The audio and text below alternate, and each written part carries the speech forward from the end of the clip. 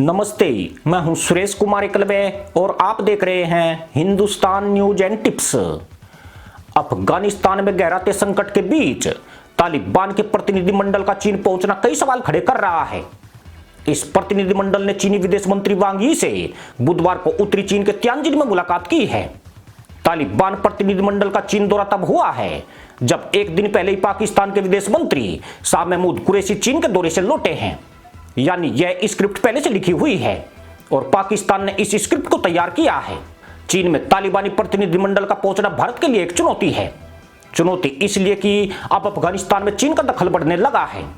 भारत का एक प्रतिद्वंदी पाकिस्तान पहले से इस खेल में शामिल है। ऐसे में भारत के लिए जरूरी हो गया कि वे राजनयिक पहल करे और इस मामले में अपना रुख स्पष्ट करे। यह कहीं न कहीं हैरान करने वाली बात है कि पाकिस्तान और तालिबान मिलकर अफगानिस्तान में भारतीय संपत्ति को टारगेट करने की कोशिश में लगे हैं, जबकि भारत खामोशी से उन्हें तैयारी करते देख रहा है। कम से कम भारत को कूटनीतिक संदेश भेजकर आगाह करना चाहिए कि उनके ऐसे प्रयास भारत बर्दाश्त नहीं कर पाएगा। चीन ने तालिबान से बात करके कम से कम यही काम किया है और ईस्ट तुर्किस्तान इस्लामिक मूवमेंट को तालिबानी समर्थन पर अपनी चिंताएं भी जता दी है। बुधवार को चीन तालिबान की मुलाकात में ETIM का मुद्दा सबसे ऊपर रहा है, जिसमें तालिबान ने भरोसा दिलाया कि वह अफगानिस्तान की जमीन का इस्तेमाल चीन के खिलाफ नहीं होने देगा। हालांकि चीन जानता है कि यह एक गद्दार कौम है। जो लोग अपनी कौम को बेरहमी से मार रहे हैं वह चीन के सगे हो पाएंगे, इस पर चीन को बिल्कुल भरोसा नहीं है। पर बावजूद इसके चीन ने तालिबान से बात करके उसे राजनीतिक पहचान दिलाने का दांव जरूर चल दिया है। इसका एक मकसद यह भी है कि पाकिस्तान और चीन की जोड़ी तालिबान को भारत के खिलाफ इस्तेमाल करने की कोशिश में है। चीन अफगानिस्तान के रास्ते मध्य एशिया तक अपने व्यापार का विस्तार करना चाहता है, जबकि पाकिस्तान में व्यापार को लेकर तो घंटा नहीं है, मगर उसकी आतंकवाद वाली धूर्त मुल्ला पॉलिसी इसके लिए कारगर है। जहां तक तालिबान को फायदे की बात है तो वह दुनिया में अपनी मान्यता की चालें चल रहा है। वह तालिबान की सत्ता को स्वीकार करने वाले देशों की तादाद बढ़ाना चाहता है। फिलहाल यूएई, पाकिस्तान और सऊदी अरब ने तालिबान को मान्यता प्रदान की है। अगर इसमें चीन का नाम भी शामिल हो जाए तो यह तालिबान की बड़ी जीत हो जाएगी। अचंभे की बात यह भी है कि तालिबान को राजनीतिक प्रक्रिया का अंग नहीं माना जाता है। तालिबान लोकतंत्र विहीन ऐसी जमात के लड़ाके हैं जिस पर दुनिया सुसु करती है। पर बावजूद इसके आज तक तालिबान को आतंकी संगठन घोषित क्यों नहीं किया गया है, यह सवाल बहुत से देशों को जरूर परेशान करता है। तालिबान ने 90 के दशक के बाद से 2 लाख से ज्यादा लोगों को मारा है। गैर मुसलमानों के धार्मिक स्थलों को नेस्तनाबूद करने के अलावा अफगानिस्तान से नशे का खुला कारोबार संचालित किया है।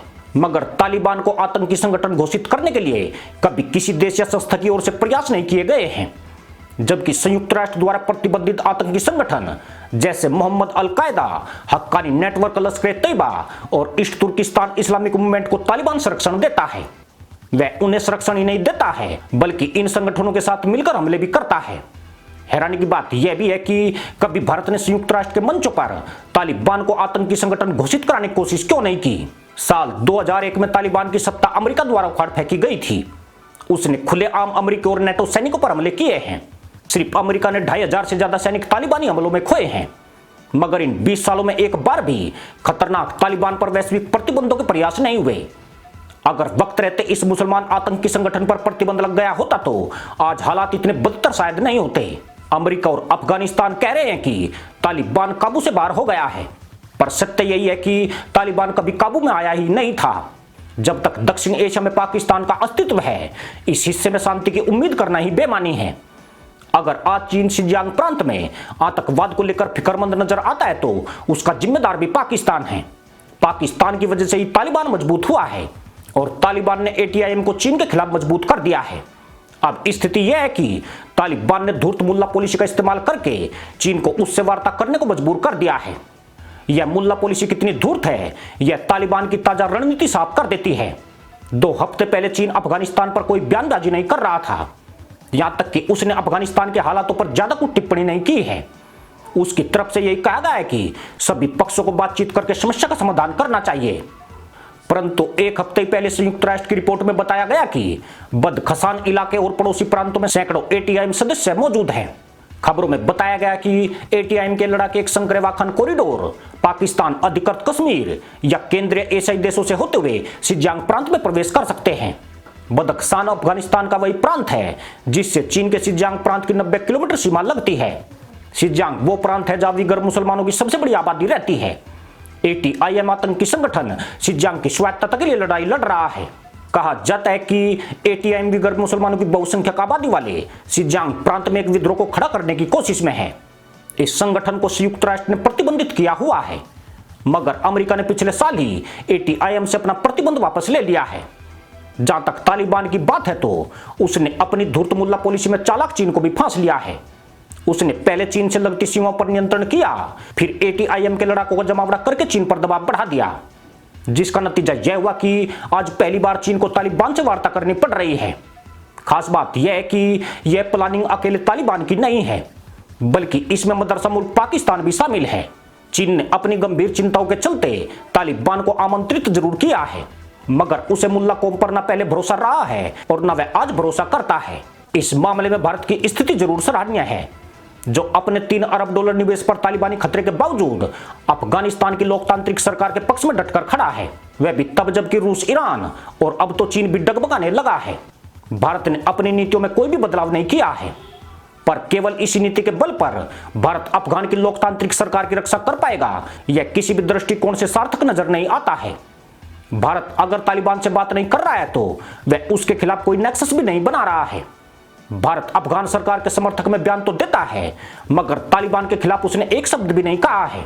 यह ऐसा विरोधाभास है जो भारत की नीतियों पर सवाल खड़े करता है। अगर भारत को अफगानिस्तान में लोकतंत्र की इतनी फिक्र है तो उसे कोई बड़ी राजनीतिक या कूटनीतिक पहल करनी पड़ेगी। यहाँ यह बात भी जानना जरूरी है कि भारत के लिए अफगानिस्तान का महत्व रणनीतिक और आर्थिक लिहाज से बहुत खास है।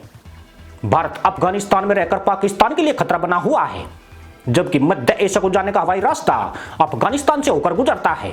इसलिए भारत को यहां से व्यापार करना सुगम हो जाता है, साथ ही उसकी कनेक्टिविटी भी बहुत ज्यादा मजबूत बनती है।